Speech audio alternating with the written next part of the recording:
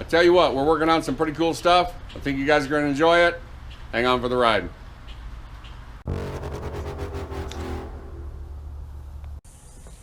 Good morning, fellow hot rodders. Hot Rod Garage here. A couple things on the docket today. Again, we're working on Brandon's truck. We're actually flip-flopping between a couple different projects today. But the one thing I did want to show you is our lowering block came in from Brandon's truck. That's a 2-inch lowering block. So those are installed. They're just kind of loosey-goosey because later on today, what I want to do is get his truck on the ground, do my dirt trick underneath the front tires, get the front end sill down as best as I can, and I want to roll it back and forth, probably 20 feet back and forth, with the lowering blocks in the back, because Brandon wanted his truck to sit pretty much level. So we'll see what the blocks do for the rear end to make it level. Anyway, if it is in fact level, or they're close of, what we're going to do is we're going to go ahead and set the pinion angle. We're going to go ahead and adjust our the sway bar rear suspension in this. That way we can start spot welding our cups, or our track bar mounts, I guess you could say. That way we have our pinion pitch and the center for where the track arms go. Then once those are tagged, we can take the rear end out, weld them up, put them back in there. And also we have to generate or make a panhard bar or a track bar mount. His mount's already on the frame here. We just have to hang it off the back of the rear end. And I already saved a bracket from another rear end that we already had. I saved that just kind of save us some trouble. You know, we wouldn't have to fabricate a huge stanchion. So that's on the list to do today. So now I have the track bars in the back. I have them pretty much centered on the rear end, and then I measured from there to the hub. They're pretty close, within 16th or so. What I want to do now is, if you notice, I have dirt underneath the front tires. Now I'm going to jack the front end up, get the jack stands out, set it down, bounce it.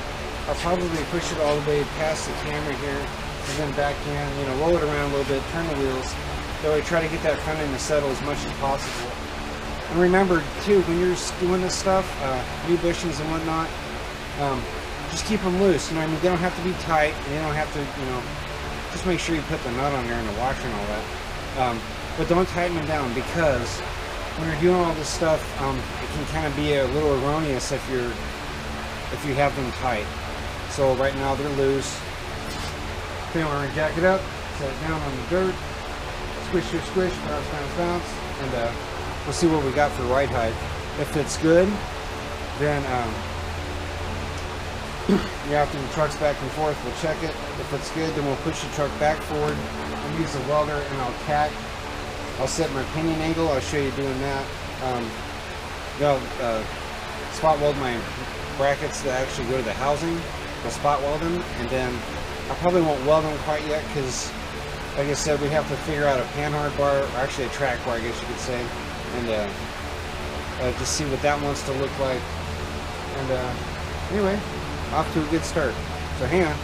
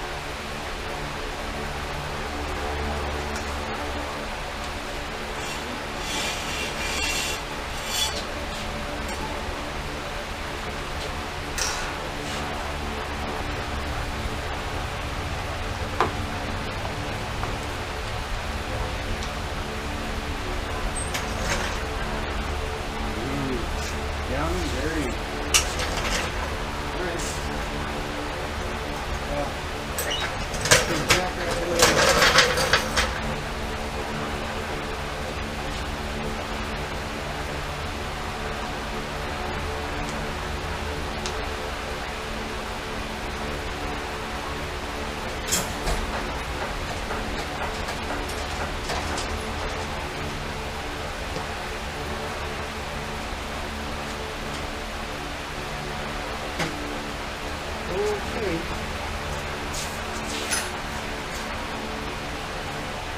You guys probably didn't hear it, but as I set it down, you could hear the rocks and the dirt crunching.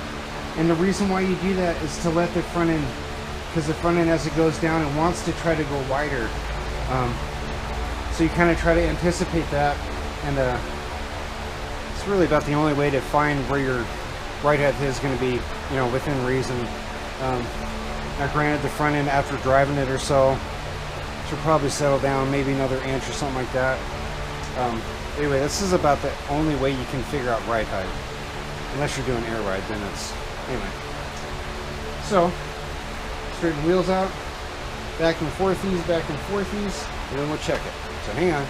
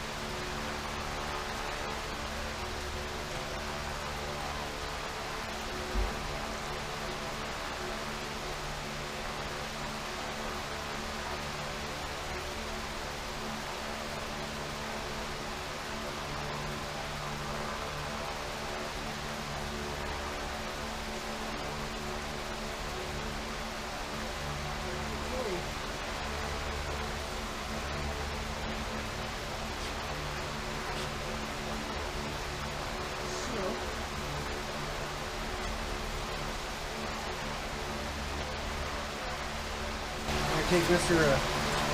We're gonna take Mr. Digital levelator and we'll stick on the frame so where's that.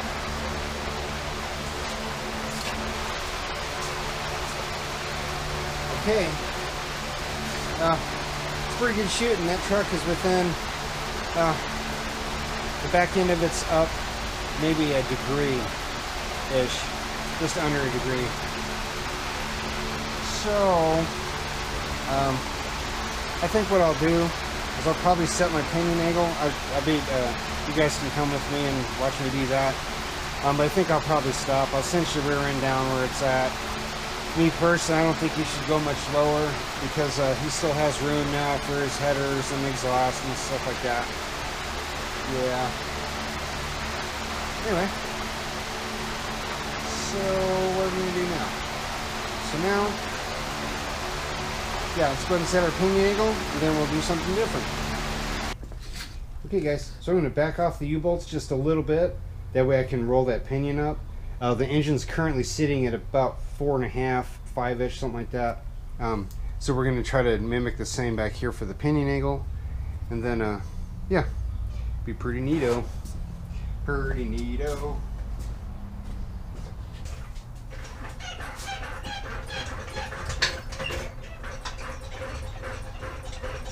Hello. Yeah. Yinkin' Dorkin. Well, hello everybody. Alright, so we gotta come a long ways up because we're still down. We gotta go the opposite direction. So you still got a long ways to go and a short time to get there. Yeah, I don't want to go past it. Yeah, well you're not even level yet. Alright, let's check that right there.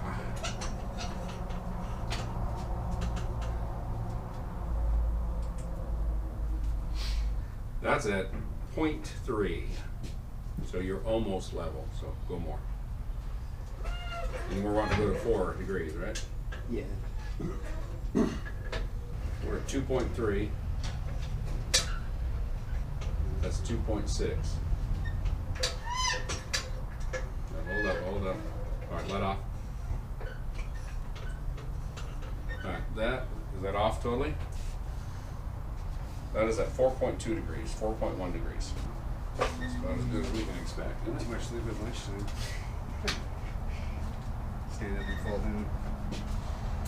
So Yeah, not on the thing, on that piece right there, we're at 3 degrees. So that's the problem, is the way it divots down in there, on the pan, you're not gonna get good read on it. That's why I put it on this, because this is a flat surface that's been milled to that. Oh, okay. So on this right here, That's a 2 or something. that right there is at 2.8. Hold up. That is 3.3. We're going for 4?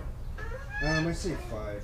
5? Because it's the engine's varying anywhere from 4 to 5. That is 4.7. That's 4 point perfect. No, a little more. No, that's good.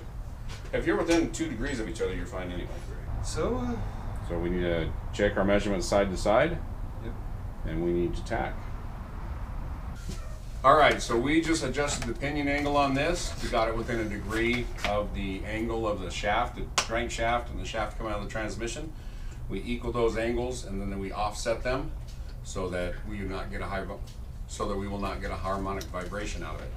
So now that we're doing that, we're going to check side to side, and as long as that's still good, which it should be, we're going to tack that. We're going to be able to pull the rear end back out, weld it up nice and solid, and we'll be good to go. We can put our rear track bar on it, finish up our brake system, put a drive shaft in, and we might go for a ride.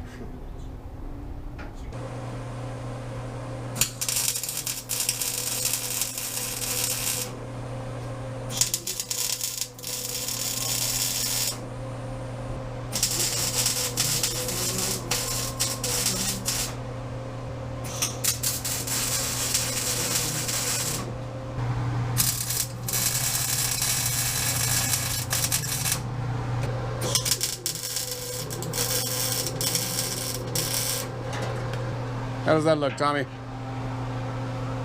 marvelous, darling. Alrighty, I don't know if you can see me or not, but we are going to get some welding done on these perches right here so we can get this rear end finalized and get our drive shaft put in.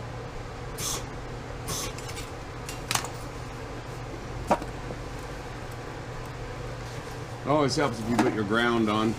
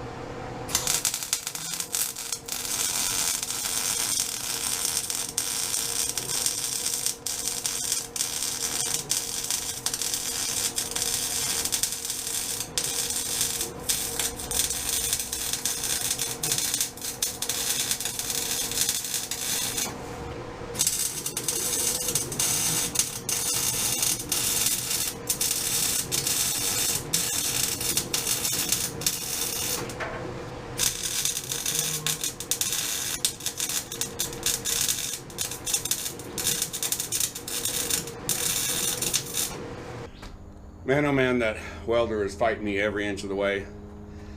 You know, I'm not always 100% prepared like I should be. Sometimes I make my life a little more miserable, a little more difficult. I need to change out the tip and the nozzle on that welder because, man, it just sticks all the time, and you know, you forget about it until you start welding again, then you're in the middle of it, and I'm too lazy to do anything about it. Anyway, I'm gonna get this thing changed over so that I can do a little nicer weld. Welding is all about being able to see it, number one. Number two, being in the position to where you can weld right. And number three, you got to have the equipment that's clean and ready to work. So I'll get her fixed up. You know what? I could take a measurement from this lip to the center and then move it from there to there. That'd be good. So we're going to measure this in two pieces just because of how squished on the ground the truck is. So Tommy's going to get a measurement to the back side of this flange, and then I'll climb inside here and we'll get it from the flange on, and that'll give us our measurement for the drive shaft. So you should be able to go right to the edge of the... If you go to that, that should be the center. It's 37.3. 37 3/4? That gives us a 0 slip. And 14.5? 37.3 and yeah. What was it, 14.5 inch? 37.75, and it was 14 5/8, right? Measured again. Yeah, 14.5 is a precision measurement, but again, that's a 0 slip. So we need to be shorter than that. Yeah. So I'm going to go 14 inches and 37. So we got 51.75 is what we need. 51.75 or a little smaller. Let's go see if we have one over there. Yeah, I am measuring 51 and a half, cup center to cup center. Okay, Yes. I don't know how to add. So 51 and a half. Yeah, that's no slip. So we need to have it at about 51 maybe. 51, yeah. All right, so 51 inches is what we're looking for. We're gonna go over and check our pile of drive shafts, and we'll see if we luck out, and if not, we'll get one built. So, well, that pretty much wraps up another week. Didn't get anything done. Or it sure feels like that sometimes, doesn't it? Hey, we appreciate you guys coming out and spending time with us. And as always, thanks for watching.